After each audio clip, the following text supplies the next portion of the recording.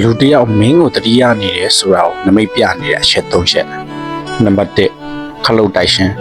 လမ်းလျှောက်နေရင်လည်းအကြောင်းရင်းမရှိပဲရှေ့တော့ခလုတ်တိုက်မိတာအထူးသဖြင့်ညာဘက်ရှေ့တော့ကိုတစုံတစ်ယောက်ကတင့်ကိုအသေးနဲ့တတိယနေတယ်လို့ယူဆပါတယ်ခလုတ်တိုက်ရင်တယောက်ကအတင်းပြောနေတာဒါမှမဟုတ်တတိယနေတာဆိုတဲ့စကားမျိုးတွေကြားဖို့မှာပါနံပါတ်2အစာစားရင်တီးတာအေးစစ်စစ်ထိုင်စားနေရင်မှရုပ်တရက်အစာတီးတာဒေရှိဟန်တာတာမျိုးဖြစ်ရင်လည်းနီးစပ်ရလူတယောက်ကမင်းအကြောင်းကိုတိုင်ပင်နေတာဒါမှမဟုတ်မင်းကိုလွမ်းနေတာလို့အယူဆရှိပါတယ်။တီးရင်တတိယနေသူရှိတယ်ဆိုပြီးရေလေးတစ်ခွက်အမြန်တောက်ခိုင်းတတ်ကြတာမျိုးပါ။နံပါတ်3မျက်တောင်လှုပ်ရှင်မျက်စိကရုပ်တရက်တစ်ဆက်ဆက်နဲ့ခုံလာတာမျိုးကိုလည်းနမိတ်တစ်ခုလို့သတ်မှတ်ပါတယ်။အယူဆရတော့